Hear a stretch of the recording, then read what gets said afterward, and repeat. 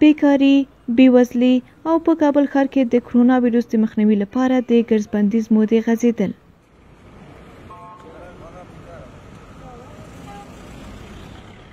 تیره ورځ د کابل د والي، برېښنا شرکت او د کابل د اوبو رسونې شرکتونو ترمنځ یوه هوکړه لاسلیک شوه چې پر بنسټ به یې د هغو کابل ښاریانو د برېښنا او اوبو پیسې معاف شي چې له 1000 افغانیو نه کم مصرف یې کړی وي. د 1999 کال د اولې دورې معافیت وی چې د 0 څخه تر 1000 افغانیو پورې هغه کورنۍ چې مصرف لري دوی ته به دا معاف کیږي. دغه معافیت په ټوله کې د دولت لخوا دغه دوی ته دی، دغه وطنوال ته دی. خو د افغانستان برېښنا شرکت ته به دغه پیسې چې دي دا به د کمیټې له لارې د افغانستان برېښنا شرکت ته ورکول کیږي. حدودا ویلی شم چې تر 140 میلیونو افغانیو پورې دغه پیسو تقریبا به ورسیږي چې 3,11,000 یا څه باندې یا څه کم کورونه به دغه څخه برخمن شي. برات علي د کابل یو اوسیدونکی دی. دی بارولونکی موټر لري. برات علي او ملګري وایي د برېښنا د یوې دورې معافیت دوی ته د ګرځبندیز په موده کې ډیره مرسته کولی شي.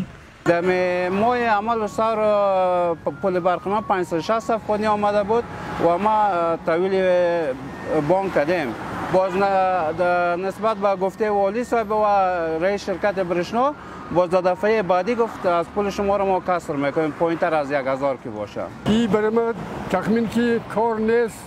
کارگر خودم هستم، 3 نفر نونخور دارم، امروز 117 به ما عین 2 لک روپیه فایده میرسونه. خو دغه پروسه بیا خپل مخالفین هم لري. غیب الله 4 کاله کېږي چې د کندوز ولایت څخه د جګړو له امله کابل ښار ته راکډه شوی. دی اړ دی چې د دغې غرفې له لارې خپلې شپږ کسیزې کورنۍ ته ډوډۍ وګټي، خو د اولې دورې د برېښنا د بل څخه ناراضي دی. 85 کیلووات برق سوختانده بودیم، 2000 روپیه ما دادیم. حمل سور آمد، 1800 روپیه آمد. ما 3 دانه گروپ روشن میکنیم، یک تلویزیون دارم، دیگه چیز ما ندارم. این همی 1800 یک 2000 آمد، یک 1800 آمد. اول که بود 600 یا 700 این همی کمی آمد. د کابل والی محمد یعقوب حیدری وایي دوی غوښتل چې تر 3000 افغانیو د برېښنا او د اوبو بل معاف کړي، خو په خبره یې دا د دوی د توانه پورته وه. شرکت آبرسانی هم حدود اضافه 65,000 مشترک است و یک تعداد زیادش کسایی است که تا 1000 افغانی بل آب خود پرداخته نمیتونه و این تعداد هم در تمام کابل است تقریبا و مردم غریب و بیچاره هستند که مای عمل و سور و جوزایشان پیسه آبشان در بر میگیرند.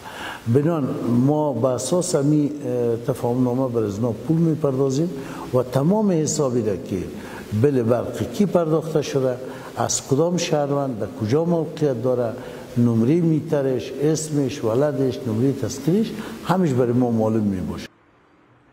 افغان حکومت د روان کال د حمل میاشتې په 9مه نیټه د کابل په ښار کې ګرځبندیز اعلان کړ او ژمنه یې کړې وه چې د کابل ښار د اوسیدونکو د برېښنا او اوبو پیسې به معاف کیږي.